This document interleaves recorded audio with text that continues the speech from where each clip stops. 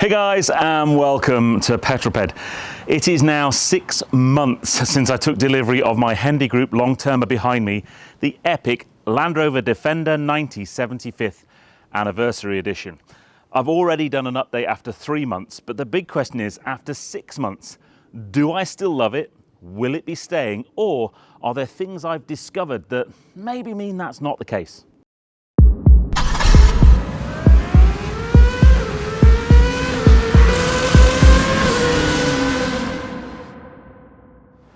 Now, if you've been following my journey with this car, I don't think it's a massive secret that I absolutely adore this car. I've had some great cars from Hendy as long termers since I've been working with them, but when I got the email to say I was going to get one of these, I was really excited, and so was Tracy.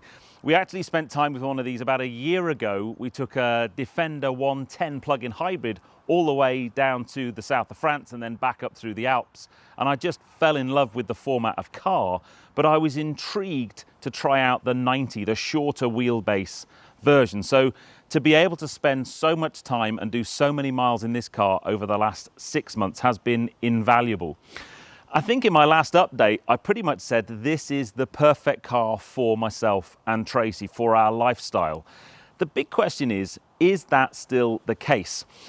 One of the really great things about having long-term cars, and by long-term I mean more than a week or a month or even 3 months, to spend 6 months with a car as your daily vehicle, you really do discover everything. Some things take time to come out from behind the woodwork. Some things take time to present themselves. First up, just in terms of what this car looks like, it gets so many comments and people coming up and talking about it. I know the Grasmere green metallic paint and the color-coded wheels are a point of debate. Personally, I absolutely love the way this car looks. I wouldn't change it at all. Maybe sort of dechroming some of the matte silver bits on the front just would make it look a little bit more mean. But that's being super picky. I absolutely adore the way this car looks. So in this video, I'm going to give you the big positives, the things that I absolutely love about the car, but also some of the things that we've discovered that we're not so keen on, because there are some. It's not just all, you know, the best car in the world, woo, look at me. There are some things that we've discovered and we would like to kind of let you know.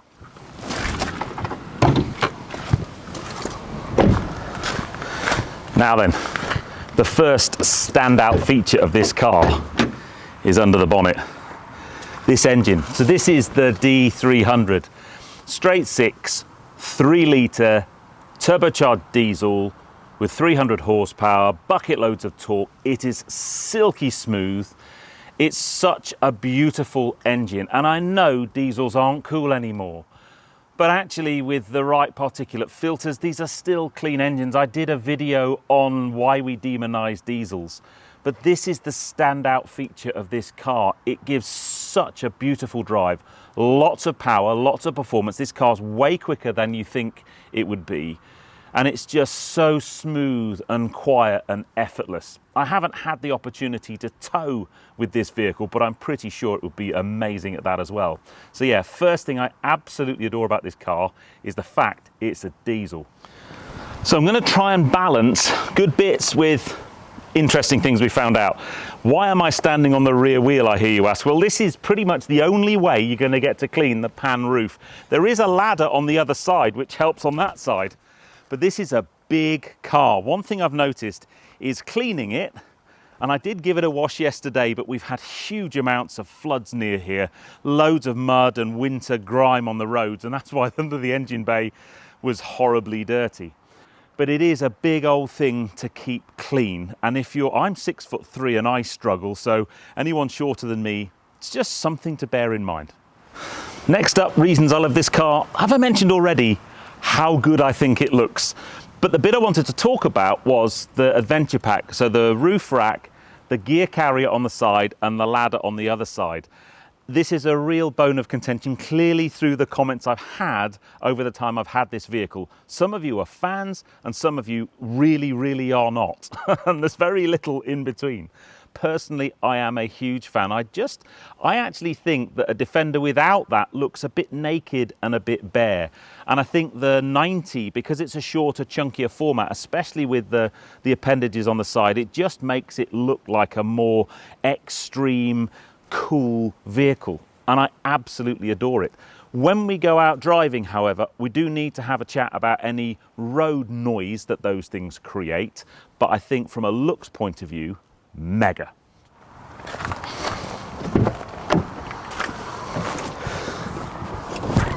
Okay, next thing, when you're speccing your Defender, we could debate whether you go for the gear carrier, ladder and roof rack. But one thing you absolutely must go for are side steps. Now, this car's got the fixed side steps. Interestingly, the 110 I had last year had the deployable side steps, which are really cool. They kind of tuck away and just deploy when you open the door. But they really are something you need just to make ingress and egress easier. I think if they weren't there, just getting in and out of this car would be much, much more difficult. I also think they look really cool as well, and coupled with the adventure pack, just set the car off really nicely. But side steps, absolute must. Now, I know I've just waxed lyrical about the adventure pack, the big roof rack and everything. However, and it is a big however, something to bear in mind, that makes this vehicle quite tall. Without it, it's 1.93 m or 6'3" tall. And that is something to bear in mind when you need to go into an underground car park. Something that we found out literally just a couple of weeks ago. We were staying in London just before Christmas, and the hotel's car park had a height limit at 1.95 m, and so it wouldn't go in there. So then you've got to then try and find somewhere that is appropriate. I'm not quite sure what the height is with the roof rack, but I'm guessing just over 2 meters. You can drop the car into an access mode, which drops the suspension down. That makes getting in and out of it much, much easier. But there are some car parks where you just need to be wary, and that's a problem that you would get with any really big SUV. I remember when we had our Discovery 3, I got caught out a couple of times with that. So something to bear in mind, it is quite tall. It's also quite wide. Now, it will fit in a standard car park space, but it's just, again, something to bear in mind, having enough room to open the doors and so on.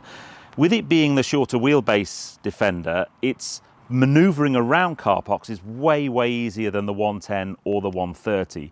And it's not that tricky, but you just need to make sure that you look for the bigger car park spaces. Again, that is an issue with any big SUV. But yeah, it is a little bit wide and a little bit tall. I still love it though.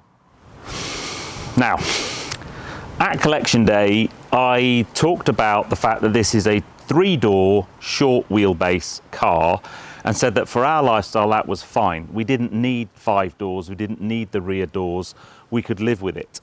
And the really interesting thing, the longer we've had the car, the more instances we've had where actually we thought, God, I wish we had a set of rear doors. Because if you do want to get in the back, you open the door, obviously, you've then got a little button on the side of the seat that you press, and the seat comes forward on an electric motor, which takes quite a long time.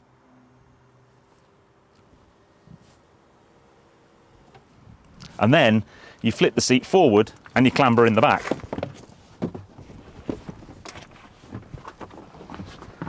Now, when you're in the back, there's loads and loads of space, but just getting in and out is a bit of a pain. Getting out especially takes a little bit of technique. Side steps, very useful for this as well. And that was a surprise to both of us. I think, much as we love the format of the 90, I think on a day-to-day basis, even if we don't have people in the back as passengers that often, but just if you're going shopping and we've got, I don't know, the dogs are in the boot and we need to put some shopping in the back, or you've got suitcases you need to chuck in the back, it just becomes a bit more of a pain only having 3 doors. And that surprised us, because we honestly thought this was the perfect format. But the longer we've lived with the car, the more we've yearned for an extra set of doors. It's a shame you can't get 5 doors, but with the short wheelbase, because that would be perfect. Okay, last up before we go out for a drive is how have we got on with boot space? I've just talked about how compromised the 90 is with the rear seat access, but it's also got a much smaller boot than a 110 or a 130. but actually we found it to be pretty much, for most of the things we need, just fine. And the most important thing is plenty of space for the pups. So these guys, I mean, we don't have big dogs. They fit in here perfectly. It is pretty small, but if we need more space, we just drop this seat down and use the back seats. The biggest challenge normally comes when we've got the dogs in the back and we've got suitcases. If we're going away, they need to go in the back seats, and I refer back to my discussion we've just had about rear seat access. Whereas if you had a big boot, that wouldn't be so much of a problem. But this, for our life with these two, it's been absolutely brilliant. We love this car, don't we? So I reckon we go out for a drive and talk to you about the driving dynamics of the car, and also just a few of the things we found out about doing long journeys in the car. You two all right? Say hello to the peddlers. No?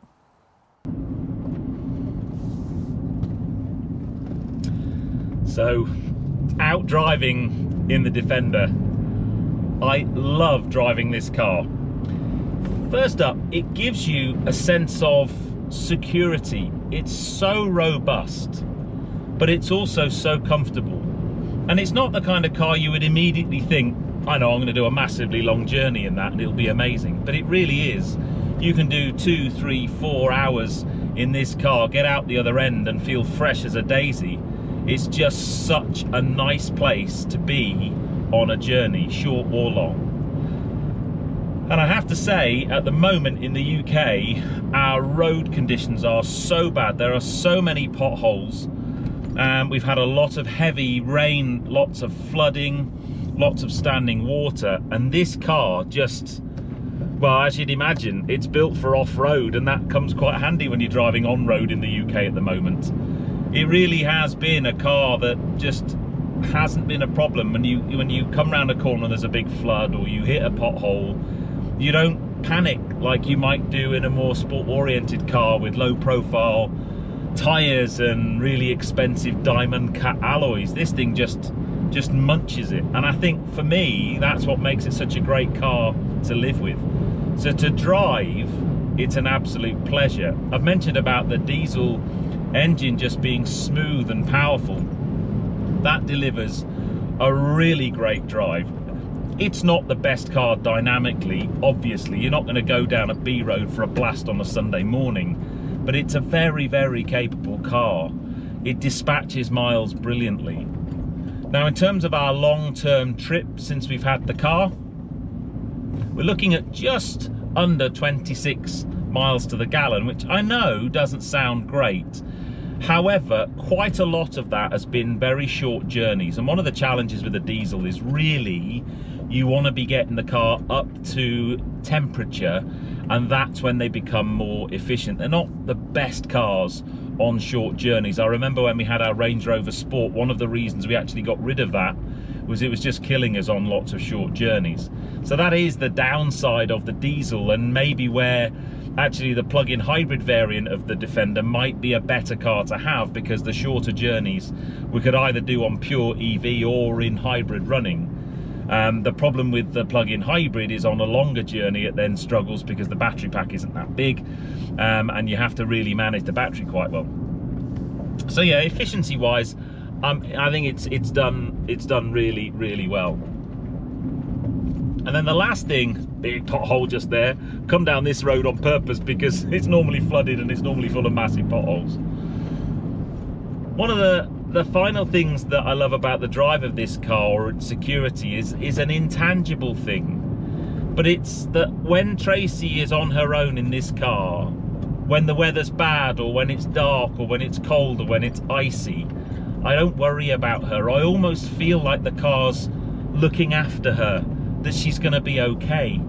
And that's a really great feeling to have about a car. I just feel this car is a safe, comforting, secure place to do a journey, whatever the weather, whatever the road conditions. I knew it, there we go. It's not really a flood anymore. This road was closed, I think, a couple of weeks ago. But yeah, you can just smash through floods, don't worry about potholes. Awesome. Now, there's one of the little things that is annoying, The start-stop function on this car is quite an aggressive one. So you come up to a stop and the engine cuts out, but then you have to give the throttle quite a squeeze to fire the engine back up again. And in creeping traffic, in town driving, sometimes I just think it's a little bit too much. And I actually find myself turning start-stop off, which I don't do very often at all. So start-stop is just a little bit too much.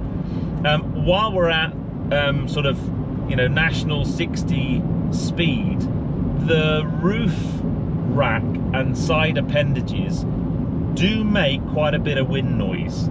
I don't personally mind it. It's worse on a motorway. Clearly, the faster you go, the louder it gets. But I can imagine that would be too much for some people. I get comments in videos sometimes, people asking what the tyre noise is like or what the wind noise is like, or commenting, they say, you know, they can hear it's too loud.